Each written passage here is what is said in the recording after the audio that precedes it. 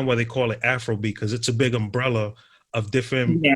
places in Africa, which all of them have really distinctive things that go on in their music. But house music also is big out in Africa, and their house music is Mm. holy wow. But I Okay. wanted to ask you, are you familiar with A Star? A Star? Yeah. I don't think so. Well, if you look at his discography, all of his songs are good. Anything for like the past 2.5, 3 years of Afrobeat, Mm-hmm. that's A Star. He has a song called Mm. Balaya. That's no joke, and Bad Rhythm. When you hear it, you might be like, oh, Okay. it's hard to really make out what he's saying in it, but I had to break it down, and he's also a pretty good lyricist. Okay. No, I haven't heard. I'll have to check that out. I mean, I don't know too many artists still, to be honest. I've recently, like very recently, maybe like the past year, got into Afrobeats a little bit. So I'm still, expanding my knowledge, I guess, on it. I don't know if you saw a video I recently did, well, kind of recently, Dominican reacts to Afrobeats. I did a video like reacting to some songs, even though I had to take out like 3 or 4 of them because of the copyright. YouTube wasn't, kept blocking my video. But yeah, so I had some people send me songs that I could react to. So it's pretty cool. Oh, first chance I get, I'll check it out, because you have a lot going on in your channel. I'm trying to watch as many as possible because I enjoy really good content. And I feel like the more saturated YouTube becomes, the less some people kind of pay attention to content. They just make everything fancy and click. Mm. But I've noticed your videos, I haven't seen that one that's clickbaity. Like the title is actually what's going on in the video. Yeah, I'm actually I do that. I don't know, I'm just not into the whole clickbait thing. Like what you say in the title is what you're gonna get. So I'm very, what's the word? I don't know. On point with that. Yeah. What I noticed too is the facts that you put in to like a African background, Dominican background, Taino, all those details.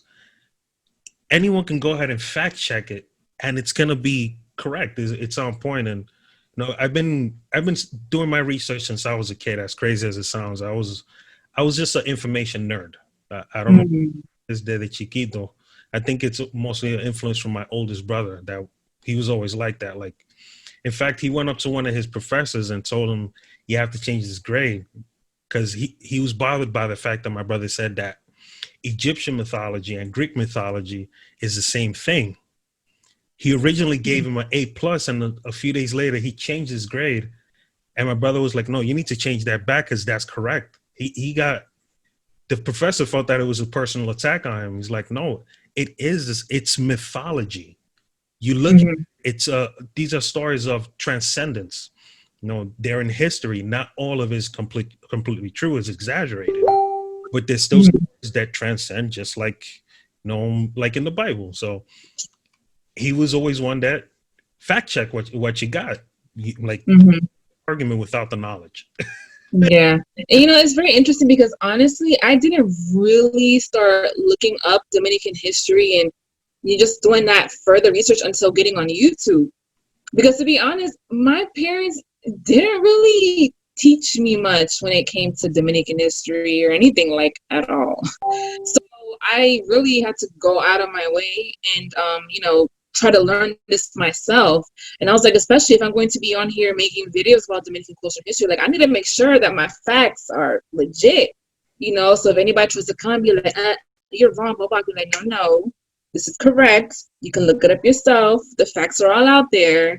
And to just kind of dispel some of the myths and stuff that, float around. But yeah, so it's like in a way, YouTube has kind of helped me in that sense. And I feel like at the end of the day, learning who you are, what you come from, who you come from. I mean, that's all like a part of learning who you are and like discovering yourself.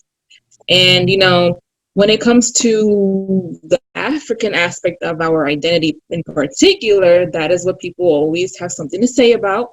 And I get it from both sides. Sometimes I've had Dominicans kind of coming at me. I don't know. It was like they were upset at the fact that I was talking about it. I don't know. But then I've also had, non-Dominicans come at me with the whole, y'all deny your African ancestry and y'all want to be white and blah, blah, blah. And, it's like I deal with all that type of stuff almost on a daily basis. But yeah, no, that's why I was like, no, I need to get my facts straight so that I know what I'm saying to people. And, yeah, I can come correct if anybody tries to like come at me and debate me or fight me, No, that I applaud that, because we're living in the time that we're just starting to open up a nuanced conversation. We had like a strong decade for the past, I say like 10, 11 years that people have been trying to silence one side or silence the other. And it's like, wait a second, we need to hit both sides. Everyone has a mother and a father, como quiera que se ponga. And I feel like that's why the musician has such a good take at things. We're not trying to pick a side of who's smart or whatnot. We're just a proper answer, because we don't have time to take 90 days to learn this one song like Hello. It's the same thing with a discussion. Like, okay, the facts are there. Just because it's 2 pages long doesn't mean that the person that wrote that didn't dedicate 20, 30 years to find out a piece of information. Right.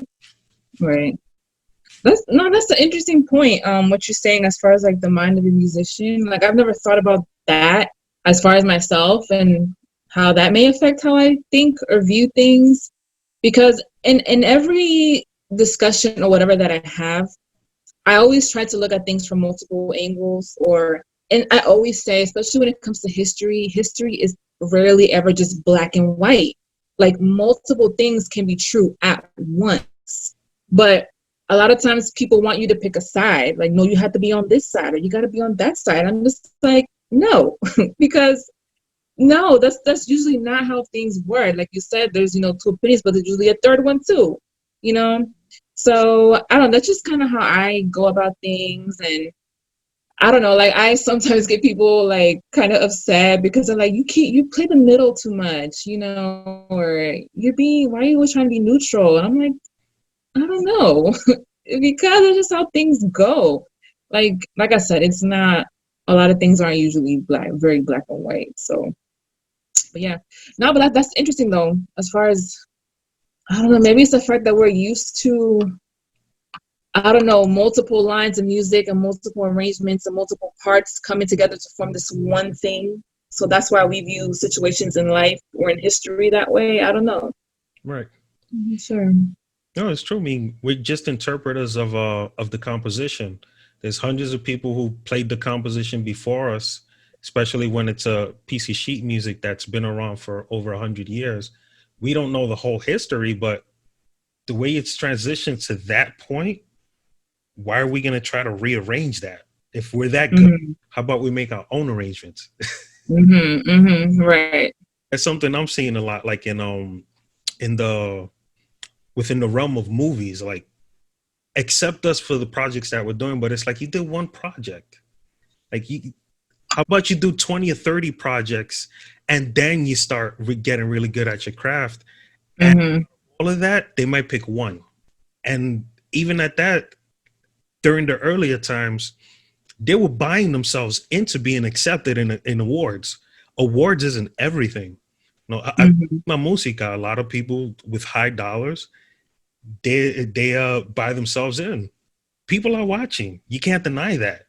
When a song sells 2 million copies, 3 million copies in 3 weeks, it's good promotion, and people are paying attention, because it's not always just promotion. Word of mouth still exists.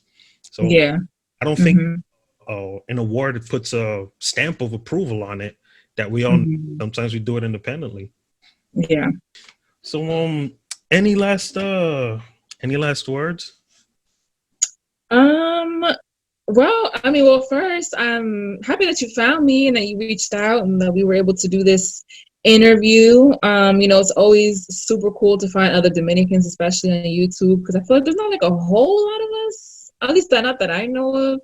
So yeah, I thought it was really cool to like discuss soccer, merengue, and music in general. I mean, again, music is just one of those things, like, you can instantly just connect with people, whether you're talking about music, listening to music, and it's cool that you like play instruments, and I used to play instruments. So the fact that you're able to kind of connect on that was pretty cool.